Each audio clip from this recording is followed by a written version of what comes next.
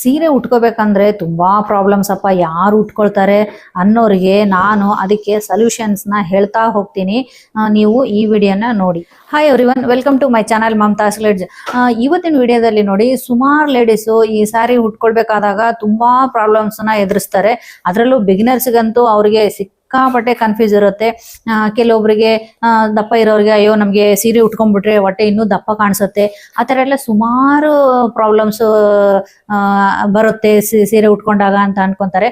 ಅವೆಲ್ಲ ಒಂದೊಂದಾಗಿ ಯಾವ ಪ್ರಾಬ್ಲಮ್ಸ್ನ ಬರುತ್ತೆ, ಅದಕ್ಕೆ ಏನು ಪರಿಹಾರ ಅನ್ನೋದನ್ನ ಈ ವಿಡಿಯೋದಲ್ಲಿ ನೋಡ್ತಾ ಹೋಗೋಣ. ಹಾಗೆ ನೋಡಿ, ಯಾರೆಲ್ಲ ನನ್ನ ಚಾನೆಲ್ನ ಸಬ್ಸ್ಕ್ರೈಬ್ ಮಾಡ್ಕೊಂಡಿಲ್ಲ ಪ್ಲೀಸ್ ಸಬ್ಸ್ಕ್ರೈಬ್ ಮಾಡ್ಕೊಂಡು ನೋಡಿ. ಹಾಗೆ ನಿಮ್ಮ ಅನಿಸಿಕೆಗಳು ಏನೇ ಇರಲಿ ಕಮೆಂಟಲ್ಲಿ ತಿಳಿಸಿ. ಪ್ರಾಬ್ಲಮ್ ನಂಬರ್ 1 ನೋಡಿ, ಹೊಟ್ಟೆ ತುಂಬಾ ಮುಂದಕ್ಕೆ ಬಂದ ತರ ಅಂತ ಅನ್ಸುತ್ತೆ ಅಂತ ಕೆಲವರು ಅನ್ಕೊಳ್ತಾರೆ. ಇದಕ್ಕೆ ಸೊಲ್ಯೂಷನ್ ಏನ್ ಗೊತ್ತಾ? ಅಂದ್ರೆ ಲೇಡೀಸು ಕೆಲವೊಬ್ರು ಜನರಲ್ ಆಗಿ ಡೆಲಿವರಿ ಆದ್ಮೇಲೆ ಸ್ವಲ್ಪ ಹೊಟ್ಟೆ ದಪ್ಪ ಆಗೋದು ಕಾಮನ್. ಕೆಲವೊಬ್ರಿಗೆ ಒಬೆಸಿಟಿಯಿಂದ ಅಥವಾ ಅವರು ಮನೇಲಿ ಯಾರಾದ್ರೂ ಅಮ್ಮ ಅವರಪ್ಪ ದಪ್ಪ ಇದ್ರು ಆ ಥರನೂ ದಪ್ಪ ಇರುತ್ತೆ, ಅಥವಾ ಹಾರ್ಮೋನ್ ಇಂಬ್ಯಾಲೆನ್ಸ್ ಇಂದ ಸಹ ದಪ್ಪ ಇರ್ತಾರೆ. ಅಂಥವ್ರು ಅಯ್ಯೋ ನಮ್ಮ ಹೊಟ್ಟೆ ಕಾಣಿಸುತ್ತೆ, ಇನ್ನೂ ಜಾಸ್ತಿ ಹೊಟ್ಟೆ ಕಾಣಿಸುತ್ತೆ ಸೀರೆ ಉಟ್ಕೊಂಡ್ರೆ ಅಂತ ಅಂದ್ಬಿಟ್ಟು ಸೀರೆ ಉಟ್ಕೊಳ್ದೆ ಇರಕ್ಕಾಗತ್ತಾ? ಹಬ್ಬಗಳಿಗೆ, ಫಂಕ್ಷನ್, ಮದುವೆಗೆ ಅಂತೂ ಸೀರೆ ಉಟ್ಕೊಂಡ್ರೆ ಚಂದ ಅಲ್ವಾ?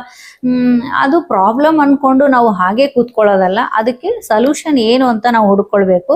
ಇದಕ್ಕೆ ಸೊಲ್ಯೂಷನ್ ಏನು ಅಂತಂದ್ರೆ ನೋಡಿ, ಫಸ್ಟ್ ನೀವು ಪೆಟಿಕೋಟ್ನ, ಸೇಫ್ ವೇರ್ ಪೆಟಿಕೋಟನ್ನ ಬಳಸಿ. ಈಗೆಲ್ಲ ಶೇಪ್ ವೇರ್ ಪೆಟಿಕೋಟ್ ಅಂತ ಏನು ಬರುತ್ತಲ್ವ ಅದು ಬಳಸಿ. ಇಲ್ಲ ಅಂತಂದ್ರೆ ಕಾಟನ್ ಪೆಟಿಕೋಟನ್ನ ನೀವು ಫ್ರಿಲ್ಸ್ ಇರ್ಲಾರ್ದಂಥದ್ದು ಸ್ಟ್ರೈಟ್ ಏನು ಬರುತ್ತಲ್ವ ಆ ಥರದ್ದು ಪೆಟಿಕೋಟ್ ತಗೊಳ್ಳಿ. ಆಮೇಲೆ ಅದನ್ನ ಕಟ್ಕೋಬೇಕಾದಾಗ ನೀವು ನಾಭಿ ಮೇಲ್ಗಡೆ ಸ್ವಲ್ಪ ಕಟ್ಕೊಳ್ಳಿ. ಕೆಳಗಡೆ ಕಟ್ಕೊಂಡಾಗ ಹೊಟ್ಟೆ ಸ್ವಲ್ಪ ಮುಂದೆ ಬರೋ ಥರ ಅನ್ಸುತ್ತೆ. ಕಟ್ಕೊಂಡಾಗ ಟೈಟಾಗಿ ಕಟ್ಕೊಳ್ಳಿ. ಮೇಲ್ಗಡೆ ನಾಭಿ ಮೇಲ್ಗಡೆ ಪೆಟಿಕೋಟ್ನ ಟಕ್ ಮಾಡ್ಕೊಳ್ಳಿ. ಆಮೇಲೆ ಇನ್ನೂ ಇವಾಗೆಲ್ಲ ಮಾರ್ಕೆಟಲ್ಲಿ ಟಮ್ಮಿ ಟಕ್ಕರ್ ಅಂತಾನು ಬರುತ್ತೆ. ಅಂದ್ರೆ ನಿಮಗೆ ಹೊಟ್ಟೆ ಸ್ವಲ್ಪ ಅದು ಟೈಟ್ ಆಗಿ ಇರುತ್ತೆ, ಏನಿಲ್ಲ ಇಲ್ಲಿವರೆಗೂ ಬರುತ್ತೆ, ನಿಮಗೆ ಇಲ್ಲಿವರೆಗೂ ಬರುತ್ತೆ. ಆ ಥರ ಟಮ್ಮಿ ಟಕ್ಕರ್ ಅಂತ ಹೇಳ್ತಾರೆ ಅದಕ್ಕೆ. ಅದು ಬೇಕಾದ್ರೂ ಯೂಸ್ ಮಾಡ್ಬೋದು. ಅದು ಹೊಟ್ಟೆ ಸ್ವಲ್ಪ ಒಳಗೆ ಹೋದಂಗೆ ಆಗುತ್ತೆ. ಆ ಥರ ಅದನ್ನ ಯೂಸ್ ಮಾಡಿಕೊಂಡು ಪೆಟಿಕೋಟ್ ಟೈಟ್ ಆಗಿ ಇಟ್ಕೊಂಡು ಫಸ್ಟು ನೀವು ಇಲ್ಲಿ ಸೆಂಟರಲ್ಲಿ ಏನು ಪ್ಲೀಟ್ಸ್ನ ನೀವು ಟಕ್ ಮಾಡ್ಕೊಳ್ತೀರಲ್ವಾ, ಯಾವಾಗಲೂ ಒಂದ್ರ ಮಧ್ಯೆ ಒಂದು ಅರ್ಧ ಇಂಚು ಗ್ಯಾಪ್ ಇರೋ ಥರ ನೋಡಿಕೊಂಡು ಟಕ್ ಮಾಡ್ಕೊಂಡು, ಆವಾಗ ನಿಮಗೆ ಹೊಟ್ಟೆ ಮುಂದೆ ಕಾಣಿಸೋದೇ ಇಲ್ಲ. ಪ್ರಾಬ್ಲಮ್ ನಂಬರ್ 2 ನೋಡಿ, ಸೀರೆ ಉಟ್ಕೊಂಡಾಗ ಅಯ್ಯೋ ಬಿಚ್ಚೋಗ್ಬಿಡುತ್ತೆ ಅಂತ ಅದೊಂದು ಟೆನ್ಷನ್ ಇರುತ್ತೆ. ಸೀರೆ ಉಟ್ಕೊಂಡಾಗ ಬಿಚ್ಚೋಗೋದಿಲ್ಲ, ನಾವು ಪರ್ಫೆಕ್ಟ್ ಆಗಿ ಉಟ್ಕೊಳ್ಳೋದ್ರಲ್ಲಿ ಇದೆ.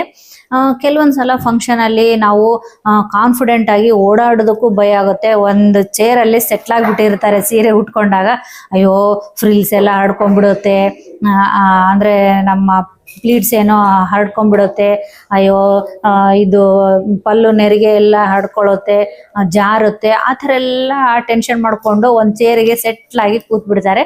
ಹಾಗಲ್ಲ, ಯಾವತ್ತೂ ಅದೇನು ಬಿಚ್ಚೋಗೋದಿಲ್ಲ. ನಾವು ನೀಟಾಗಿ ಪರ್ಫೆಕ್ಟ್ ಆಗಿ ಉಟ್ಕೋಬೇಕು. ಫಸ್ಟ್ ನೀವು ಪೆಟಿಕೋಟು ಗಟ್ಟಿಯಾಗಿ ಟಕ್ ಮಾಡ್ಕೊಂಡು, ಅಂದ್ರೆ ಲಾಡಿನ ಗಟ್ಟಿಯಾಗಿ ಕಟ್ಕೊಳ್ಳಿ. ಅದಾದ್ಮೇಲೆ ಫಸ್ಟು ಲೆಂತು, ಫಸ್ಟ್ ನಾವು ಒಂದು ರೌಂಡ್ ಫಸ್ಟ್ ಏನು ಸುತ್ಕೊಳ್ತೀವಲ್ಲ ಸ್ಟಾರ್ಟಿಂಗ್ ಪಾಯಿಂಟು, ಅಲ್ಲಿ ನೀವು ಲೆಂತ್ ಮೊದಲೇ ಚೆಕ್ ಮಾಡಿಕೊಂಡು, ಬೇಕಾದರೆ ನೀವು ಟಕ್ ಮಾಡಿಕೊಂಡು ಒಂದು 2 ಹೆಜ್ಜೆ ನಡೆದಾಡ್ಬಿಟ್ಟು ಮುಂದಕ್ಕೆ ಹೋಗಿ ಹಿಂದಕ್ಕೆ ಬಂದು ಸ್ವಲ್ಪ ನೋಡ್ಕೊಳ್ಳಿ, ಕಾಲಿಗೆ ಸಿಕ್ಕಾಕೊಳ್ಳುತ್ತಾ ಅಥವಾ ಇಲ್ವಾ ಅನ್ನೋದು ನೋಡಿಕೊಂಡು ನೀವು ಟಕ್ ಮಾಡಿಕೊಂಡು ನೀಟಾಗಿ ಉಟ್ಕೊಳ್ಳಿ. ಹಾಗೆ ಸಾರಿದು ನಿಮಗೆ ಸೆಕ್ಯೂರಿಟಿ ಗಾರ್ಡ್ ಅಂತಂದರೆ ಸೇಫ್ಟಿ ಪಿನ್ನು ಎಲ್ಲೆಲ್ಲಿ ನೀವು ಹಾಕೊಳ್ಬೇಕು ಅಲ್ಲೆಲ್ಲ ನೀಟಾಗಿ ಟೈಟಾಗಿ ಸೇಫ್ಟಿ ಪಿನ್ ಯೂಸ್ ಮಾಡಿಕೊಂಡು ಸೀರೆ ಉಟ್ಕೊಂಡಾಗ ನಿಮಗೆ ಬಿಚ್ಚೋಗುತ್ತಾ ಅನ್ನೋ ಭಯ ಇರೋದೇ ಇಲ್ಲ. ನೆಕ್ಸ್ಟ್ ಪ್ರಾಬ್ಲಮ್ ನೋಡಿ, ಕೆಲವೊಬ್ಬರಿಗೆ ಫಸ್ಟ್ ಲೇಯರ್ ಏನೋ ಸ್ಟಾರ್ಟಿಂಗ್ ಪಾಯಿಂಟ್ ಟಕ್ ಮಾಡ್ಕೊಳ್ತಾರಲ್ವಾ, ಅದು ಕೆಲವೊಂದ್ಸತಿ ಏನು ಮಾಡಿಬಿಡ್ತಾರೆ ಗೊತ್ತಾ, ಕರೆಕ್ಟಾಗಿ ನೋಡಿಕೊಂಡು ಟಕ್ ಮಾಡ್ಕೊಳಲ್ಲ. ಸೀರೆ ಎಲ್ಲ ನಾವು ಉಟ್ಕೊಂಡ್ಮೇಲೆ ಅದು ಲೆಂತ್ ಸ್ವಲ್ಪ ಕೆಳಗೆ ಬಂದಿರುತ್ತೆ, ಕೆಲವೊಂದ್ಸತಿ ಸ್ವಲ್ಪ ಮೇಲಕ್ಕೆ ಹೋಗಿರುತ್ತೆ. ಯಾವುದಂತ ತೋರಿಸ್ತೀನಿ ರೀ ನಿಮಗೆ ಕನ್ಫ್ಯೂಸ್ ಆದರೆ. ಫಸ್ಟು ಸ್ಟಾರ್ಟಿಂಗು ನೋಡಿ, ಇದೇನಿರುತ್ತಲ್ವಾ ಇದು ಸ್ಟಾರ್ಟಿಂಗು, ಜಿಗ್ ನಾನು ಮಾಡಿಸಿಲ್ಲ ಏನು ಅನ್ಕೋಬೇಡಿ, ಹೊಸದು. ಇಲ್ಲಿ ನೋಡಿ, ಇದೇನು ಮಾಡುತ್ತೆ ಗೊತ್ತಾ, ಕೆಲವೊಂದ್ಸತಿ ಕ್ರಾಸ್ ನೀವು ಟಕ್ ಮಾಡ್ಕೋಬೇಕಾದಾಗ ಕ್ರಾಸ್ ಮಾಡ್ಕೊಂಡ್ಬಿಟ್ಟಿರ್ತೀರ. ಈ ಪ್ರಾಬ್ಲಮ್ಗೆ ಏನು ಪರಿಹಾರ, ಏನು ಸೊಲ್ಯೂಷನ್ ಅಂತಂದರೆ, ಫಸ್ಟ್ ನೀವು ಮೆಜರ್ ಮಾಡ್ಕೊಂಬಿಡಿ ಲೆಂತು ಕಾಲ್ದು ಮಾಡಿಕೊಂಡು, ಆಮೇಲೆ ಕೆಲವೊಂದ್ಸತಿ ಏನಾಗುತ್ತೆ ಗೊತ್ತಾ, ಸೀರೆದು ನೀವು ರನ್ನಿಂಗ್ ಅಲ್ಲಿ ಬ್ಲೌಸ್ ಬಂದ್ಬಿಟ್ಟಿರುತ್ತೆ. ಕಟ್ ಮಾಡ್ಬೇಕಾದಾಗ ಕೆಲವೊಂದ್ಸತಿ ಏನ್ ಮಾಡ್ತಾರೆ ಟೈಲರ್ ಸ್ವಲ್ಪ ಕ್ರಾಸ್ ಆಗಿನೂ ಕಟ್ ಮಾಡಿರ್ತಾರೆ. ಅವಾಗ ಏನ್ ಮಾಡ್ಬೇಕು ಅಂತಂದ್ರೆ ನೀವು ಸ್ಟಾರ್ಟಿಂಗ್ ಪಾಯಿಂಟ್ ಏನಿರುತ್ತಲ್ವಾ, ಸ್ಟಾರ್ಟಿಂಗ್ ಅಲ್ಲಿ ಒಂದು ಈ ತರ ನಾಟ್ ಹಾಕ್ಬಿಡಿ. ನಾಟ್ ಹಾಕೊಂಡು ಚಿಕ್ಕದೊಂದು ನಾಟು ಚಿಕ್ಕದಾಗಿ ಈ ತರ ನಾಟ್ ಹಾಕಿ ನೀವು ಟಕ್ ಮಾಡ್ಕೊಂಡಾಗ ಅದು ಕ್ರಾಸ್ ಆಗಿ ಏನಿರುತ್ತಲ್ವಾ ಅದು ಮೇಲಕ್ಕೆ ಎತ್ತಿದಾಗ ನಾಟ್ ಹಾಕೊಂಡಾಗ ನಿಮ್ಗೆ ಲೆವೆಲ್ ಕರೆಕ್ಟ್ ಆಗುತ್ತೆ. ಆಮೇಲೆ ನಿಮ್ಗೆ ಲೂಸ್ ಆಗುತ್ತೆ. ಕೆಲವೊಂದ್ಸತಿ ಕಾಲಿಗೆ ಸಿಕ್ಕಾಕೊಂಡು ಸೀರೆನೆ ಎಲ್ಲಿ ಬಿಚ್ಬಿಡುತ್ತೋ ಅನ್ನೋ ಟೆನ್ಷನ್ ಸಹ ಇರಲ್ಲ. ನೆಕ್ಸ್ಟ್ ಪ್ರಾಬ್ಲಮ್ ನೋಡಿ, ಈ ಪಲ್ಲು ಪ್ಲೀಟ್ಸ್ ಏನಿರುತ್ತಲ್ವಾ ನೀಟಾಗಿ ಏನೋ ಫಸ್ಟ್ ಮಾಡ್ಕೊಂಡ್ಬಿಡ್ತಾರೆ. ನಾನು ಕೆಲವೊಂದು ವಿಡಿಯೋದಲ್ಲೂ ತೋರಿಸಿದ್ದೀನಿ. ಚೇರ್ಗೆ ಇಟ್ಬಿಟ್ಟು ಮಾಡ್ಕೊಳ್ಳಿ, ಅಥವಾ ನೀವು ಡೋರಿಗೆ ಹಾಕಿ ಆದ್ರೂ ಮಾಡ್ಕೊಳ್ಳಿ, ಅಥವಾ ಇಲ್ಲಾಂದ್ರೆ ನಾನು ಒಂದು ಪೇಪರ್ ಅಲ್ಲಿ ದಪ್ಪನ್ ಪೇಪರ್ ಅಲ್ಲಿ ಜಿಗ್ಜಾಗ್ ಶೇಪ್ ಅಲ್ಲಿ ಫೋಲ್ಡ್ ಮಾಡಿ ಮಾಡ್ಕೋಬಹುದು. ಅದನ್ನೆಲ್ಲ ಏನೋ ಮಾಡ್ಕೊಂಡ್ಬಿಡ್ತೀರಾ. ಬಟ್ ಕೆಲವೊಂದ್ಸಲಿ ನೀವು ಇಲ್ಲಿ ಪಿನ್ ಮಾಡ್ಕೊಂಡಾಗ ಏನಾಗುತ್ತೆ, ಕೆಲವೊಂದ್ಸಲ ಒಳಗಿಂದು ಈ ತರ ಜಾರ್ ಬಿಟ್ಟಿರುತ್ತೆ.